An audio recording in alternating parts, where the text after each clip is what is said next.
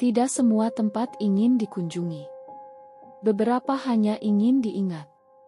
Villa itu berdiri sendirian di perbukitan, jauh dari pemukiman.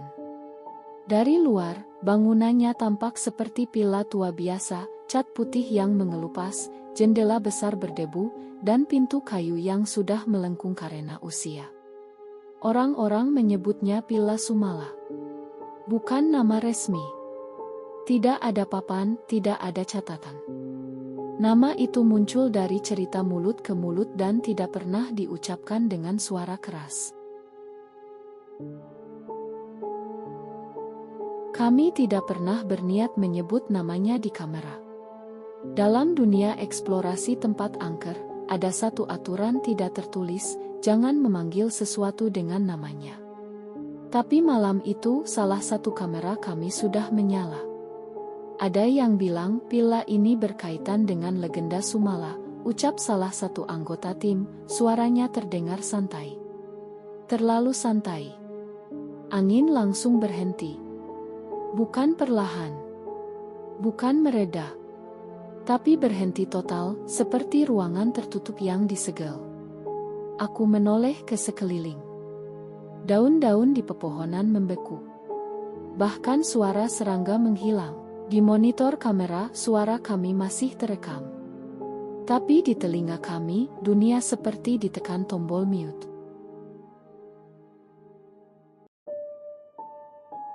Kami masuk lewat pintu depan yang tidak terkunci. Bagian dalam villa jauh lebih luas dari yang terlihat di luar. Lorong panjang, lantai marmer retak, dan tangga kayu menuju lantai 2 yang berderit setiap kali diinjak, padahal belum ada yang menaikinya. Yang paling mengganggu bukan bau atau gelapnya, tapi ketenangan. Villa ini tidak terasa kosong. Justru terasa sedang menahan napas. Di ruang tengah, ada bekas kursi yang tersusun melingkar. Tidak ada kursinya. Hanya bekasnya di lantai berdebu, seperti pernah ada sesuatu yang duduk lama sangat lama. Salah satu kamera mati sendiri. Tanpa bunyi, tanpa peringatan.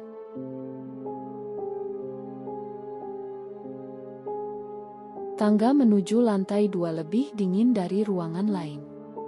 Setiap langkah seperti masuk ke suhu yang berbeda. Begitu sampai atas, senter kami mulai meredup, bukan mati, tapi cahayanya seperti diserap. Di ujung lorong lantai 2, ada satu pintu yang tertutup rapat. Di pintu itu, ada bekas goresan kecil, seperti kuku anak-anak. Bukan satu. Banyak. Aku menelan ludah. Legenda Sumala selalu bicara tentang anak yang seharusnya tidak lahir. Dan tempat yang menjaga rahasia itu. Saat salah satu anggota mendekat, pintu itu bergetar pelan. Bukan didorong. Seperti ada yang mengetuk dari dalam, tapi ragu.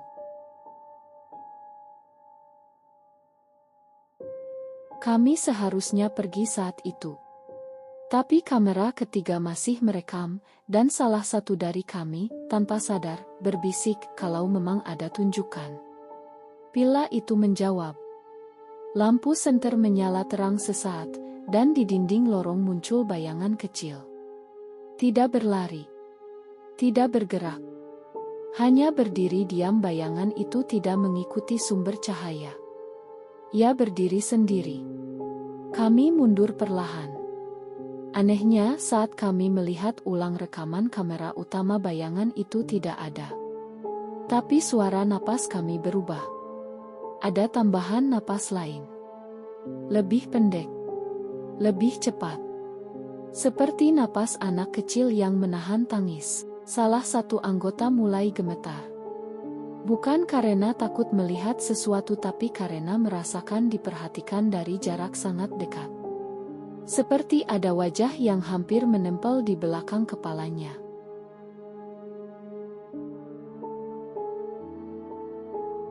Saat turun tangga, terdengar suara langkah kecil mengikuti. 1. Berhenti.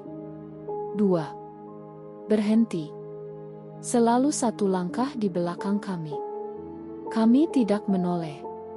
Karena dalam eksplorasi, ada satu aturan lain, kalau sesuatu mengikuti, jangan pastikan keberadaannya. Begitu sampai pintu depan, angin kembali berhembus. Suara serangga hidup lagi. Pila itu diam seolah semua yang terjadi barusan hanya percobaan kecil. Di luar, kami baru sadar satu hal. Jumlah suara di rekaman lebih banyak dari jumlah kami. Dan di satu frame, hanya satu. Terlihat pantulan kaca jendela lantai 2. Ada sosok kecil berdiri di sana. Tidak menyeramkan. Tidak tersenyum.